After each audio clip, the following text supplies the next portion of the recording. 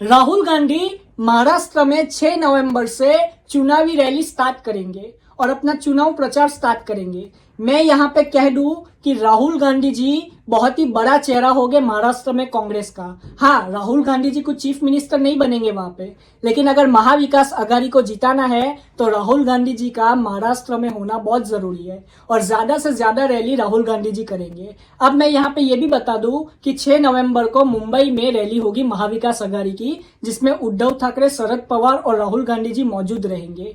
वहीं पे अभी शरद पवार जी ने कमेंट करके कहा है कि 8 से 12 सीटें ऐसी होगी जिसपे फ्रेंडली फाइट होगी महाविकास आघाड़ी में, मतलब कि महाविकास आघाड़ी के सामने महाविकास आघाड़ी का कैंडिडेट होगा। लेकिन शरद पवार जी ने यह भी कहा कि हम ट्राई कर रहे हैं कि ये जो 8 से 12 सीट है उस पर फ्रेंडली फाइट भी ना हो और जो कैंडिडेट है कोई भी एक पार्टी का वो अपना नाम ले ले। लेकिन ये बहुत ही मुश्किल है क्योंकि महायुति में भी यही चीज चल रही है माहिम सीट के लिए। अब मैं बता दूं कि सीट शेयरिंग का फॉर्मूला क्या है। तो कांग्रेस 100+ सीट्स पे अपने कैंडिडेट उतार चुकी है। वहीं पे जो शिवसेना है उद्धव ठाकरे की, वो 85+ सीट्स पे कैंडिडेट उतारा है। और तीसरी पार्टी है शरद पवार की एनसीपी, जो कि 80+ सीट्स पे अपनी कैंडिडेट उतार चुकी है। और मैं ये कह दूं कि सबसे ज्यादा सीटों पे लड़ने वाली जो पार्टी है वो है कांग्रेस। और वहीं पे महायुति में कौन है? बीजेपी। वहीं पे सेकंड पे है उद्धव ठाकरे की शिवसेना और महायुति में है एकनाथ शिंदे की शिवसेना। और तीसरे नंबर पे है शरद पवार की एनसीपी और वहीं पे महायुति में तीसरे नंबर पे है अजित पवार की एनसीपी। तो करीब 6 पार्टियों के बीच में, बड़ी पार्टियों के बीच में ये लड़ाई होगी।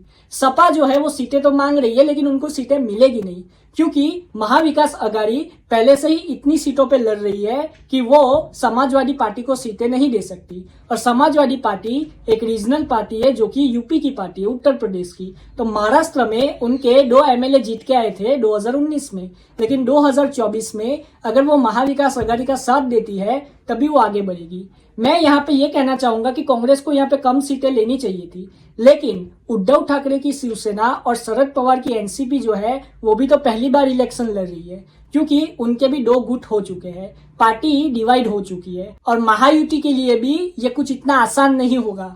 महायुति भी अपना पूरा जोर लगाएगी और वहीं पे महाविकास आघाड़ी भी अपना पूरा जोर लगाएगी। लेकिन मैं यहाँ पे कह दूं कि महाविकास आघाड़ी में जो 3 चेहरे हैं वो सबसे बड़े चेहरे हैं और वो असली दावेदार है अपने पार्टी के। पहला तो है राहुल गांधी, दूसरे है उद्धव ठाकरे की शिवसेना। आज भी जो मराठी वोट्स है वो उद्धव ठाकरे की शिवसेना को ही जाएंगे, शिंदे की शिवसेना को लोग वोट नहीं करेंगे। अगर आप बाला साहब ठाकरे का चेहरा दिखा के वोट मांगोगे तो आपको क्या लगता है किसको कौन वोट करेगा? बाला साहब ठाकरे के लड़के को ही लोग वोट करेंगे, ना कि एकनाथ शिंदे को। वहीं पे अगर आप आगे जाओ तो शरद पवार जी की जो एनसीपी है उसी को लोग वोट करेंगे। और वहीं पे अजित पवार जी जो है वो शरद पवार जी का फोटो लगा के वोट मांग रहे हैं। मैं ये कह दूं कि शरद पवार जी की एनसीपी खुद चुनाव में है, तो आपको लोग क्यों वोट करेंगे? क्यों शरद पवार जी को लोग वोट ना करें? शरद पवार जी को ही लोग वोट करेंगे, क्योंकि असली दावेदार एनसीपी पार्टी के शरद पवार जी ही है और एनसीपी पार्टी शरद पवार जी ने ही बनाई है। अब मैं आगे ये भी बता दूं कि शरद पवार जी को चाणक्य भी कहा जाता है राजनीति का। उनको बहुत अच्छे से पता है कि कहाँ पे हवा चलने वाली है, इसीलिए शरद पवार जी महाविकास आघाड़ी के साथ ही रहे। अगर महाविकास आघाड़ी कमजोर होती तो शरद पवार जी या तो अकेले चुनाव लड़ते या तो वो भी महायुति में चले जाते, लेकिन शरद पवार जी महायुति में नहीं गए, महाविकास आघाड़ी में ही रहे। इसका मतलब है कि महाविकास आघाड़ी के जीतने के चांसेस ज्यादा है। और सब ओपिनियन पोल को मिला दे तो एवरेज ये आता है कि महाविकास आघाड़ी 160+ सीट्स जीतने जा रही है। महाराष्ट्र में करीब 288 सीट्स है। अगर आप 160 सीट्स जीतते हो तो आप आराम से मेजोरिटी पार कर जाते हो। और 160 सीट्स लाना ये कोई छोटी मोटी बात नहीं है। महाविकास आघाड़ी अगर 160 सीट्स लेके आती है तो आराम से उनकी सरकार भी बन जाएगी और कोई उनकी सरकार को तोड़ भी नहीं पाएगा। वहीं पे जो बीजेपी और महायुति अलायंस है वो चाहेगी कि वो भी बहुमत का आंकड़ा पार करे। इसीलिए ये बार जो लड़ाई है वो आर पार की लड़ाई होगी। और ये बार जो एमएनएस है राज ठाकरे की, वो भी महायुति को सपोर्ट कर रही है। लेकिन मैं ये कह दूं कि एमएनएस का रोल बहुत ही छोटा होगा।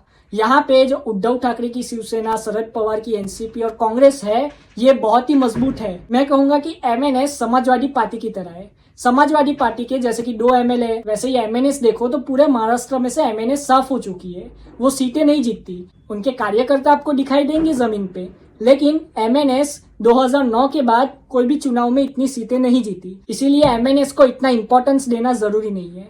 यहाँ पे जो मेन जरूरत है वो है कांग्रेस और बीजेपी की फाइट, उद्धव ठाकरे की शिवसेना और शिंदे शिवसेना की फाइट, और वहीं पे शरद पवार की एनसीपी और अजित पवार की एनसीपी की फाइट। ये आने वाला वक्त ही बताएगा कि कौन बहुमत का आंकड़ा छूता है और कौन आगे बढ़ता है। आप अपनी राय कमेंट में जरूर बताएं। जय हिंद।